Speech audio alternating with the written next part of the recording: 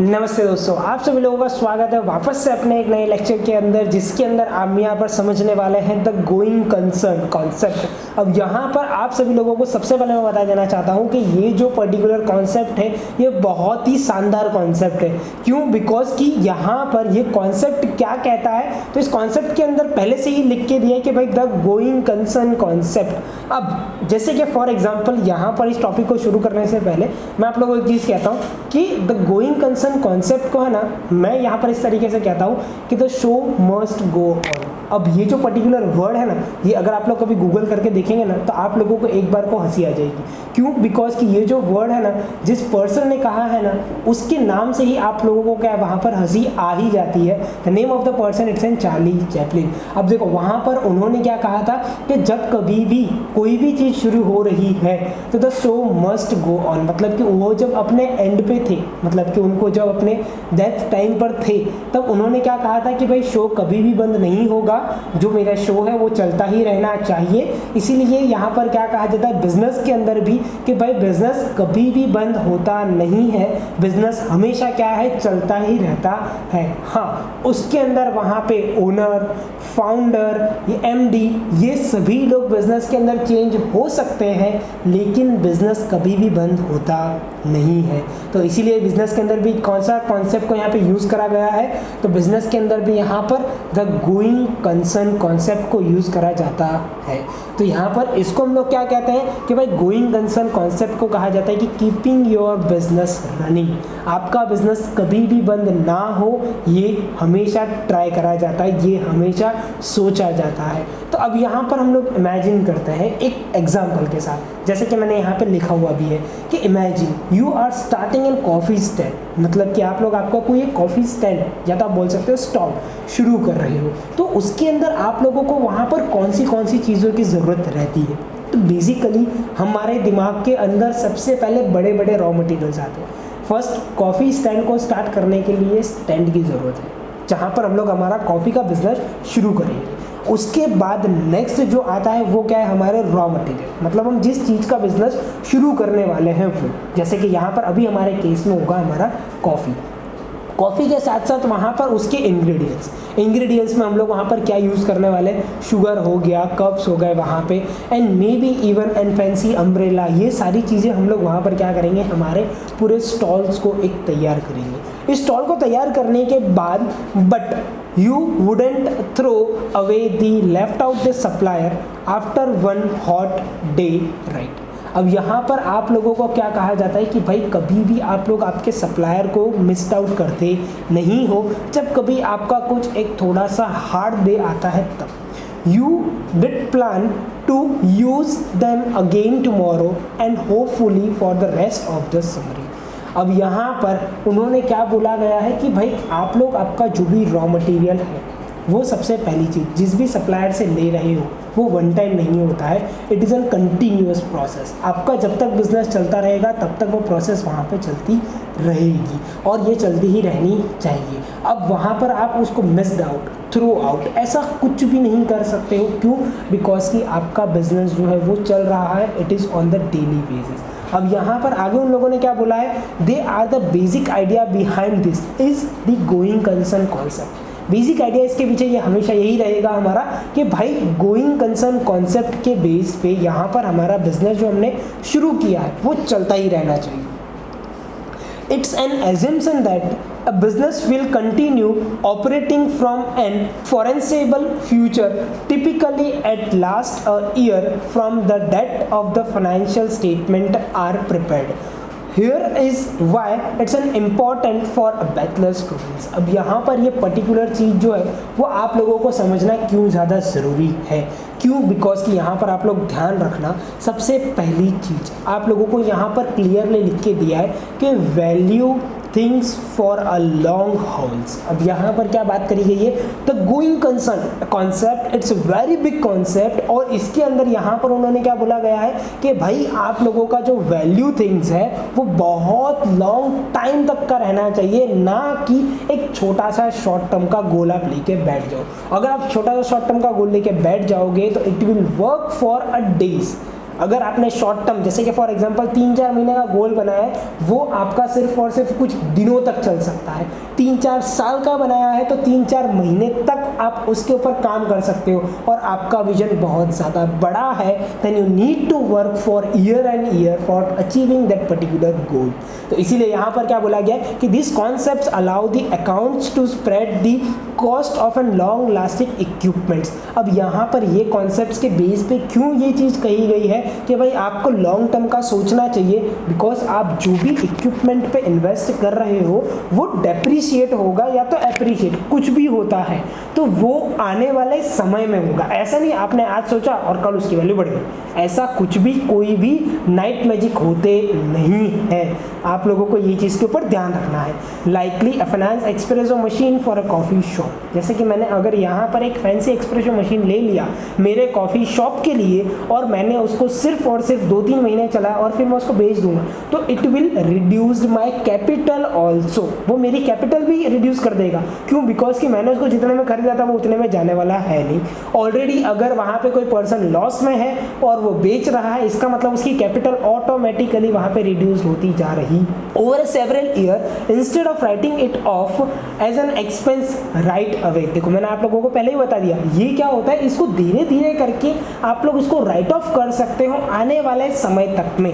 This gives you N more accurate picture of the business and the financial health also, और ये चीज़ आपको वहाँ पर एक एक्यूरेट और बहुत ही अच्छा आपके बिजनेस का फाइनेंशियल हेल्थ को प्रिडिक्ट करके वहाँ पे ये दे सकता है। प्लानिंग फॉर अ फ्यूचर, अब यहाँ पर आप लोगों को हमेशा ध्यान रखना है कि आप लोगों का जो फ्यूचर का प्लानिंग होता है ना वो भी आज से ही डिसाइड कराया जाता है। ये कोई भी नाइटमेयर्स नहीं है, ये हमेशा ध्यान रखो। ये हर एक चीज़ जो होती है वो पेन पेपर्स या तो आप इसके ऊपर पूरा एक विजनरी तरीके से काम कर रहे हो। Planning for the future, businesses used financial statement to make a decision about thing like the investment and the borrowing the money. अब सोचो आप लोग यहाँ पर एज ए बिजनेस ओनर हो और आप लोग यहाँ पर किसी से भी पैसा लेने के लिए अगर आप लोग सोच रहे हो तो क्या आप सिर्फ और सिर्फ 2-3 महीने के लिए सोच रहे हो? आंसर इज नो, वो चीज़ पॉसिबल ही नहीं है। आपको 2-3 महीने के लिए कोई भी इतनी बड़ी अमाउंट दे नहीं सकता है। अगर आप लोग कहीं पर भी इन्वेस्टमेंट करने के लिए सोच रहे हो तो भी आप आपके दिमाग से अगर सोचोगे तब भी आपको ये फील होगा कि भाई नहीं, अगर मैं इन्वेस्टमेंट कर रहा हूँ तो it must give me and some sort of an return. अगर वो रिटर्न नहीं देता है तो वो investment it's not an valid investment. तो इसीलिए गोइंग कंसर्न कॉन्सेप्ट को आपको दिमाग में रख के ये सारी चीज़ों को वहाँ पर क्या है डिफाइन करना है। तो the going concern consume assume that helping ensuring this decisions are based on the idea that the business will be around for a while. अब यहाँ पर सिर्फ और सिर्फ कुछ दिनों के लिए नहीं, आने वाले समय के लिए वहाँ पर बिजनेस जो है वो चलने वाला है। उस कॉन्सेप्ट को गोइंग कंसर्न कॉन्सेप्ट जो वो एब्जॉर्ब करके डिसीजन लेने में आपकी वहाँ पे मदद कर सकता है। Red flag and the expectations, red flag and the expectations, अब यहाँ पर ये किस तरीके से बताई गई है गोइंग कंसर्न कॉन्सेप्ट के अंदर। If there is an serious risk a business might shut down soon, accounts have to be disclose this as a going concern concept issue.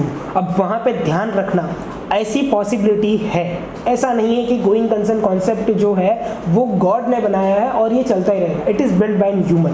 तो यहाँ पर इट इज़ एन पॉसिबिलिटी कि भाई एक ऐसे problem में आप लोग फंस चुके हो कि जिसके बेस पे आप लोग आपका गोइंग कंसर्न सोच के भी वहाँ पर आप लोग एप्लीकेबल नहीं कर सकते हो। तो वहाँ पर क्या होगा, उसको हम लोग बोलते हैं गोइंग कंसर्न इशू।